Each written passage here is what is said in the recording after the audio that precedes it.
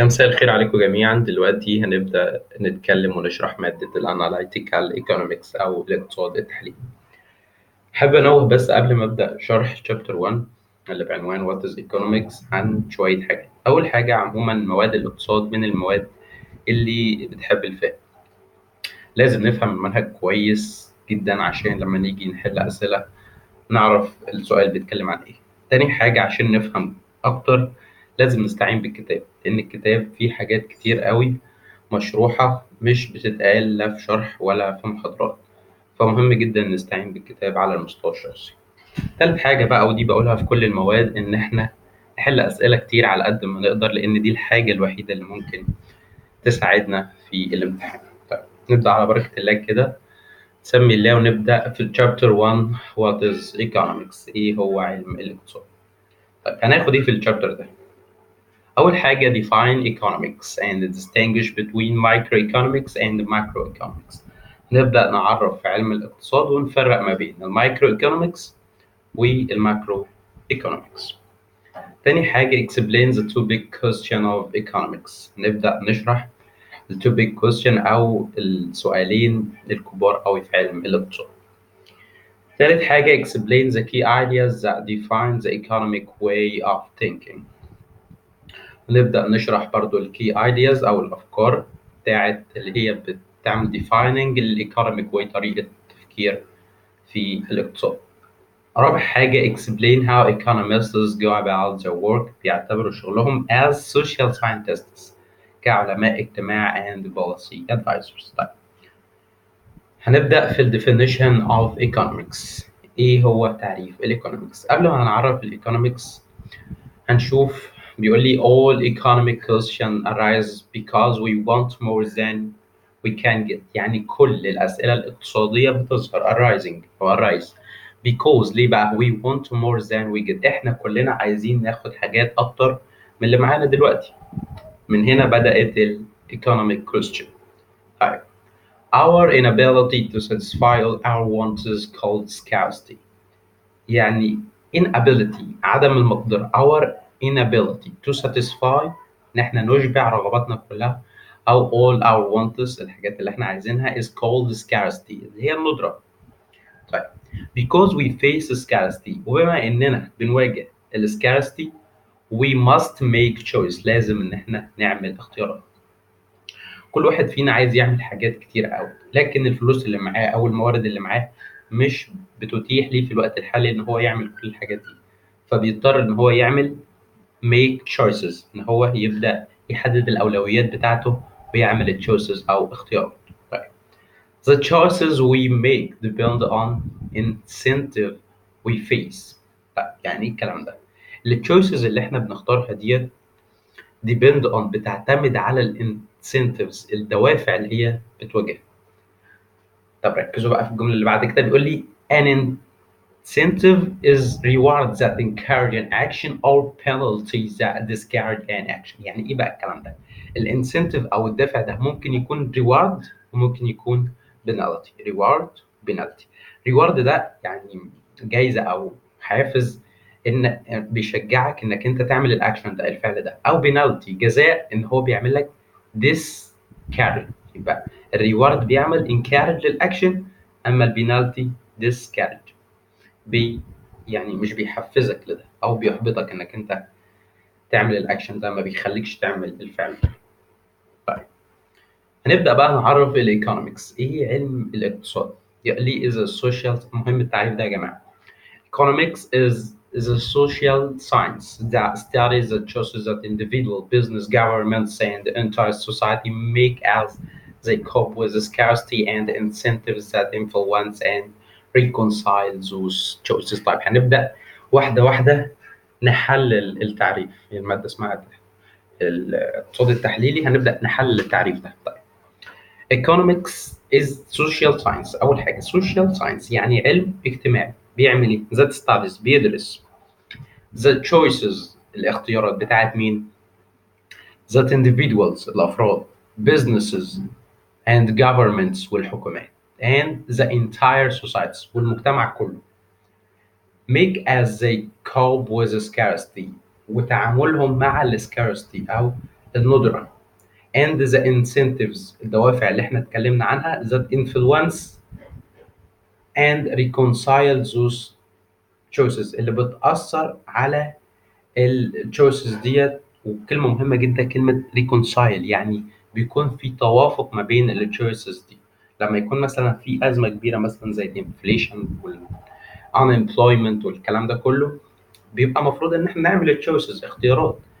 فحتة الريكونسايل او ان احنا ايه البوليسي المعينة اللي احنا هنختارها بتكون مهمة جدا في solve these problems. طيب economics divide in two main parts. الاقتصاد بيتقسم لجزئين مهمين. أول حاجة مايكرو ايكونومكس، تاني حاجة الماكرو ايكونومكس، الاقتصاد الجزئي والكلي.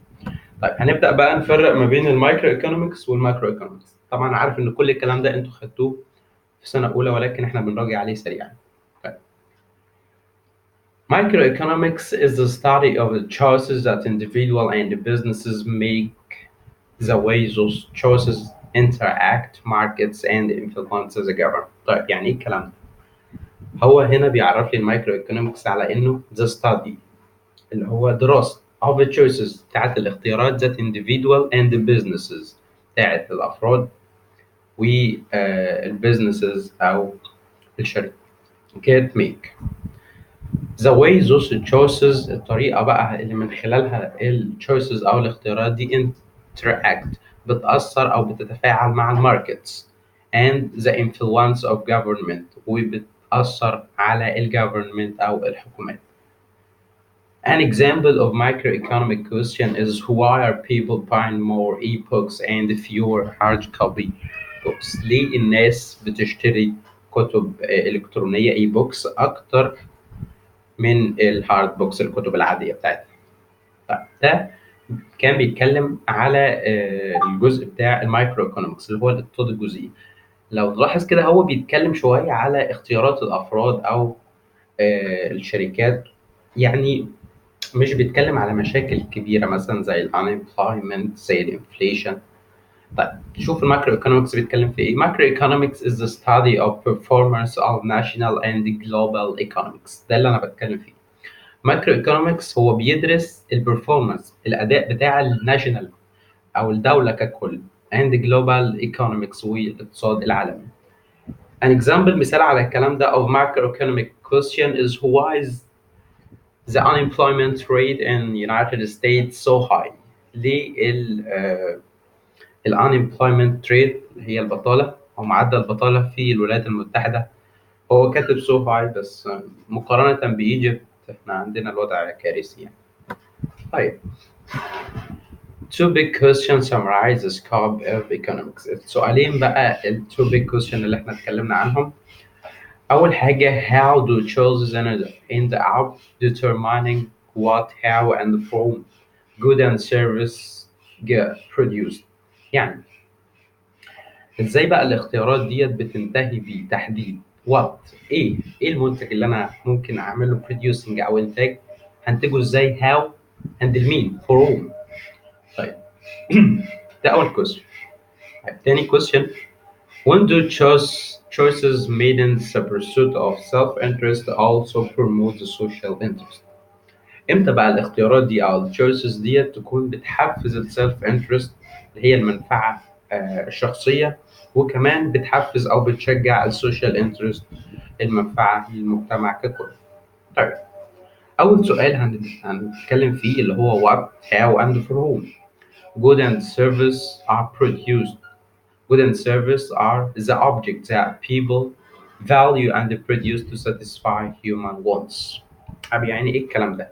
يقول لي الجود والسيرفيس ديت اللي هي السلع والخدمات are the object هي الاشياء that people value and produce الاشخاص بتعملها وبتقدمها ليه بقى to satisfy human wants عشان تعمل عملية satisfying إشباع للhuman wants رغبات الأفراد. طيب أول حاجة what، إيه بقى الجود أند سيرفيس ديت اللي إحنا ممكن ننتجها؟ مديني مثالين على تشاينا وأمريكا.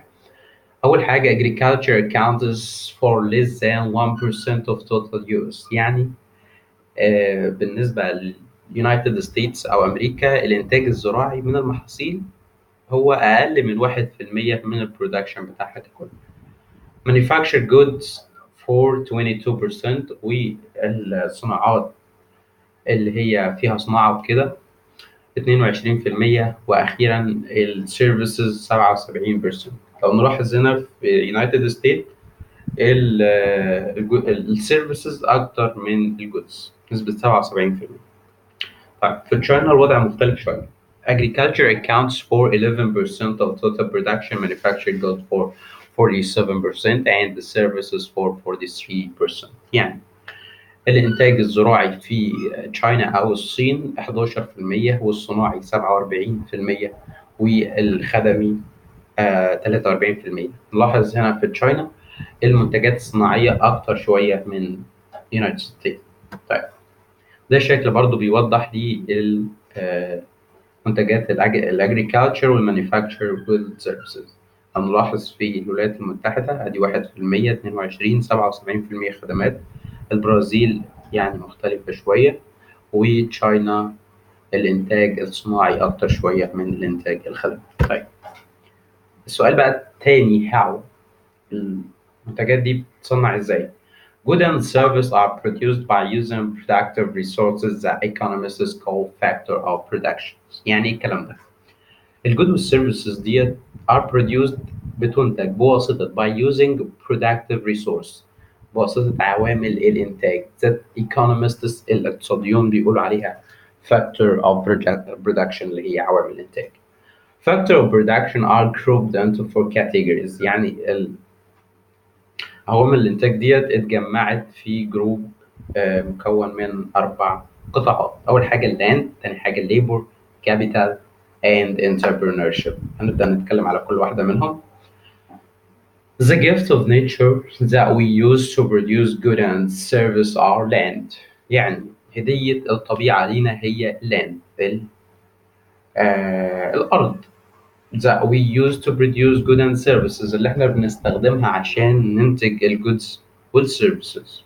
طيب the work time and work effort that people devote to producing goods and services labor. يعني work time وقت العمل and work effort والجهد المبذول في العمل that people devote to producing، اللي الأشخاص بقى والناس بتعملوا devoting تخصيص تكريس to producing goods and services labor. الوقت والجهد اللي الناس بتخصصه عشان تنتج الجود والسيرفيس ده احنا بنسميه ايه؟ ليبر. طيب خلي بالكم الجمله ممكن تيجي لك زي ما هي كده في مالتيبل تشويس ويشيل ليبر دي ويكتب بقى هل هي ليبر ولا لاند ولا كابيتال ولا انتربرينور. طيب the quality of labor depends on human capital, which is the knowledge and the skills that people obtain from education and on job training and work experience. طيب نخلي بالنا بقى، احنا قلنا الفاكتور اوف برودكشن 4 حاجات: لاند، ليبر، كابيتال اند انتربرينور. الكابيتال هنا هنقسمها لحاجتين. اول حاجه هيومن كابيتال دي اللي انا بتكلم عنها، والكابيتال اللي كلنا عارفينها. طب الهيومن كابيتال ديت بتتمثل في ايه؟ نقرا كده: the quality of labor، النوعيه بتاعت الليبر او العمال بتعتمد على ايه؟ الهيومن كابيتال. طب ايه هي الهيومن كابيتال؟ which is the knowledge، المعرفه and the skill والمهاره that people obtain from education، اللي الناس بتحصل عليها من التعليم، ومن ايه تاني؟ on job training، من التدريب بتاع الجوب and work experience اللي هي الخدمات او الخبره. the tools, instruments, machine and building and other constructions that businesses use to produce good and service are capital. الكابيتال عبارة عن التولز، المواد، الانسترومنتس والماشين والآلات والبيلدينجز والمباني والكونستراكشنز المنشآت. that businesses اللي الشركات used to produce good and service اللي بتستخدمها عشان تعمل الجود والسيرفيس ديت بنسميها الكابيتال. يبقى عندنا الكابيتال مقسمينها لحاجتين: النولج والسكيلز والتريننج والاكسبيرينس ديت هيومن كابيتال. اما الادوات والمعدات المستخدمه to produce good and service دي بنسميها الكابيتال. اخر حاجه الانتربرينور شيب، بيقول the human resource that organize labor land labor and capital is entrepreneurship. الهيومن ريسورس بقى او الموارد البشريه اللي بتعمل عمليه organizing الاربع حاجات دول او الثلاث حاجات اللي في الاول دول بنسموها الانتربرينورشيبس. طيب ده برضو شكل بيوضح النولج او المعرفه في percentage of adults production من سنة 1903 ل 2013. لو نلاحظ كده في ال 4 years or more of college، يعني الناس اللي كانت بتروح الكليات وكده من 1903 النسبة كانت قليلة، بدأت تزيد مع عدد السنين. برضو بالنسبة لل completed high school برضو كانت قليلة، بدأت تزيد. السام هاي سكول بدأت تقل، كانت بادئة كبيرة وبعد كده بدأت تقل، وبرضه less than 5 years of elementary school بدأت تقل. طيب لمين بقى؟ احنا بننتج الجود والسيرفيسز دي لمين؟ Who gets the good and service depend on incomes that people earn.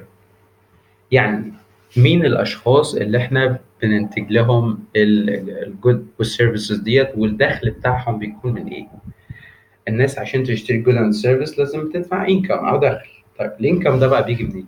لو هنتكلم مثلا ان land earn rent، لو واحد عنده ارض بيكسب منها رنت ايجار. labor earns wages، لو هو شغال في شركه او كده بياخد مرتب. لو عنده راس مال capital earns interest فايده. الانتربرينورشيب earns profit. طيب do choices made in the pursuit of self-interest also promote the social interest؟ السؤال بقى التاني، هل لما واحد يفتح مشروع أو يعمل choices معينة عشان السيلف انترست بتاعه، هل ده كمان بيشجع السوشيال انترست؟ بيقول لي فيها إيه؟ Every 320 million American and 7.2 billion people in other countries make economic choices that result in what, how, and for whom goods and services are produced. يعني إيه الكلام ده؟ يعني كل يوم 320 مليون شخص أمريكي و7.2 من عشرة بليون شخص في العالم أو الكانتريز التانية make economic choices، بيعملوا اختيارات اقتصادية اللي بتنتهي في الآخر that result in what, how, and for whom goods and services are produced. These choices are made by people who are pursuing their self-interest. الاختيارات دي بقى اللي الناس دي كلها بتعملها هي في الأول بتكون مبنية على مصلحتهم الشخصية. بس السؤال بقى، are they promoting the social interest؟ هل لما هم بيعملوا السيلف interest ده او ال choices for self interest بيعملوا promoting او بيشجعوا السوشيال interest؟ ده سؤال. طيب ايه هو اصلا السيلف interest؟ You make choices that you are self interest, choices that you think you are the best for you. هي اخر جملتين دول. choices الاختيارات that you think اللي انت بتعتقد are best for you انها افضل حاجه بالنسبه لك. طب ايه السوشيال interest؟ choices that are best for society as a whole are said to be in the social interest. هي الاختيارات اللي بتكون الأفضل للمجتمع ككل. طيب مثال على الكلام ده، واحد مثلا عايز عنده أرض وعايز يزرعها منتج معين أو حاجة معينة. ممكن هو يشوف أكتر حاجة بتكسب الأيام دي مثلا الورد، هيزرع الغيط بتاعه مثلا أو الأرض بتاعته كلها ورد. هو هيكسب من الورد ده، بس هل الورد ده هيفيد المجتمع؟ مثلا المجتمع عايز قمح او ذره او الكلام ده كله، ولكن البروفيت بتاعته قليله شويه، فهو لو بيفكر في السيلف انترست لا انا عايز اكسب، فهيزرعوا ورد او هيزرعوا اي منتج بيكسب. لكن لو هو بيفكر في السوشيال انترست لا، هيشوف البلد محتاجه ايه ويزرع المنتج ده. تمام؟ ده كان مثال. طيب السوشيال انترست هاز تو دايمنشن. السوشيال انترست دي بقى عندها بعدين. اول حاجه الافشنسي والايكويتي. الافشنسي اللي هي الكفاءه، والايكويتي العداله. طيب efficiency and social interest resources use. طيب هنقف لحد هنا ونبدأ نكمل في فيديوهات تانية. Thank you and goodbye.